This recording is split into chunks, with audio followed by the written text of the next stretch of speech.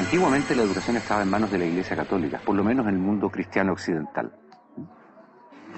Y fue recién en el siglo XVIII, en una época de la historia que se llama despotismo ilustrado, seguramente lo escucharon en el colegio, en donde se creó el concepto de educación pública, gratuita y obligatoria. La escuela como la conocemos nace a fines del siglo XVIII y principios del siglo XIX en Prusia. Con el fin de evitar las revoluciones que sucedían en Francia, los monarcas incluyeron algunos principios de la Ilustración para satisfacer al pueblo, pero manteniendo el régimen absolutista. La escuela prusiana se basaba en una fuerte división de clases y castas. Su estructura, heredera del modelo espartano, fomentaba la disciplina, la obediencia y el régimen autoritario. ¿Qué buscaban estos déspotas ilustrados? Un pueblo dócil, obediente, y que se pudiera preparar para las guerras que hubieron en esa época entre todas las naciones que estaban naciendo. Por ejemplo, Catalina la Grande de Rusia llamó a los enciclopedistas franceses a preparar esto mismo.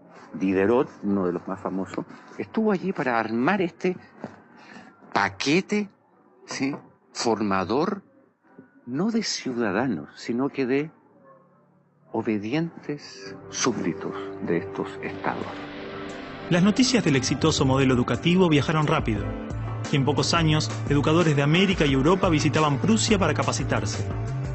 Con el paso del tiempo, el modelo se expandió a nivel internacional. Muchos países importaron la escuela moderna con el discurso del acceso a la educación para todos, elevando la bandera de la igualdad, cuando justamente la esencia misma del sistema provenía del despotismo, buscando perpetuar los modelos elitistas y la división de clases. Ese es el origen de la educación pública. Fíjense ustedes que Napoleón, un poco posterior, y enemigo jurado de todos estos déspotas, hizo lo mismo. Él lo decía con todas sus letras. Yo quiero formar un cuerpo docente para poder dirigir el parecer de los franceses. ¿Se entiende? Él lo tiene claro. Y eso opera, se sepa o no se sepa, hasta el día de hoy. La escuela nace en un mundo positivista regido por una economía industrial. Por lo tanto, busca obtener los mayores resultados observables con el menor esfuerzo e inversión posible, aplicando fórmulas científicas y leyes generales.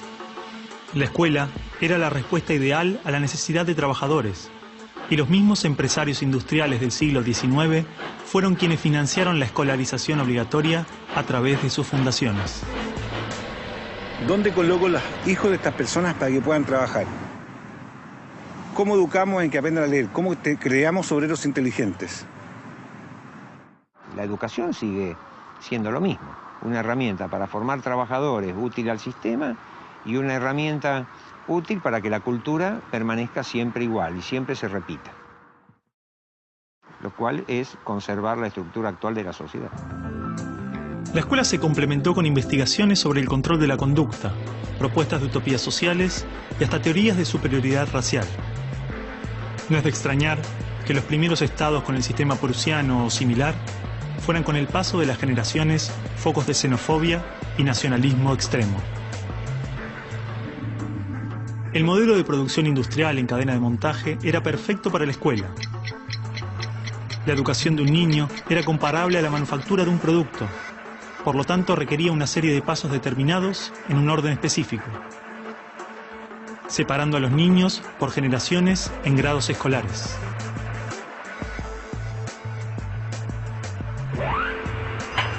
Y en cada una de estas etapas trabajaría sobre determinados elementos, contenidos que asegurarían el éxito, pensados minuciosamente por un experto.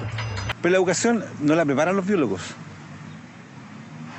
Y curiosamente muchas veces tampoco son educadores los que lo preparan.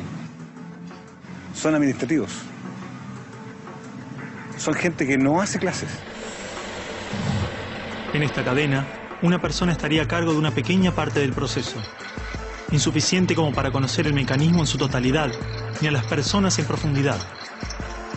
Un docente por año, por materia, cada 30 o 40 alumnos, llegando al punto de que el proceso termine siendo meramente mecánico. porque evidentemente si tengo 30 niños, no puedo pretender que todos los 30 niños quieran hacer lo mismo al mismo tiempo. Este sistema de cadena de montaje, que nace con el taylorismo, fue aplicado tanto en la industria, la escuela y el ejército de diferentes países y culturas de Occidente.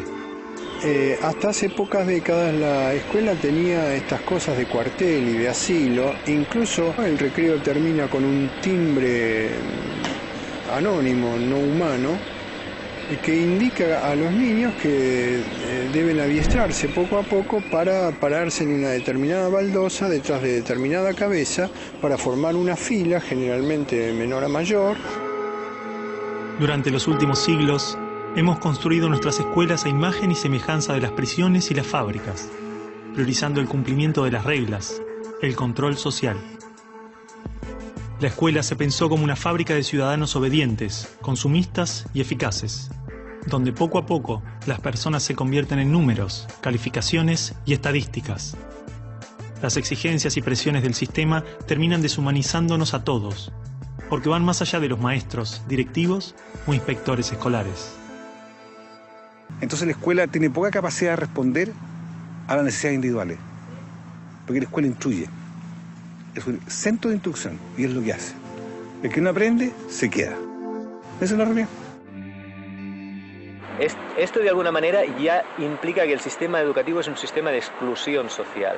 Selecciona el tipo de personas que estarán llegando a la universidad para llegar a formar parte de una serie de élite que domina pues las empresas que dominan los sistemas de producción, económico, de comunicación, etc. Y otro tipo de personas para las cuales la escuela no es suficientemente adecuada, que están destinadas a otro tipo de trabajo más precario porque no dispondrán de los títulos para hacer esto.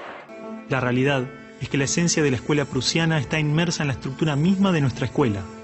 Los test estandarizados, la división de edades, las clases obligatorias, las currículas desvinculadas de la realidad, el sistema de calificaciones, las presiones sobre los maestros y niños, el sistema de premios y castigos, los horarios estrictos, el encierro y la separación de la comunidad, la estructura verticalista. Todo esto sigue siendo parte de las escuelas del siglo XXI. La escuela está cerrada al mundo exterior.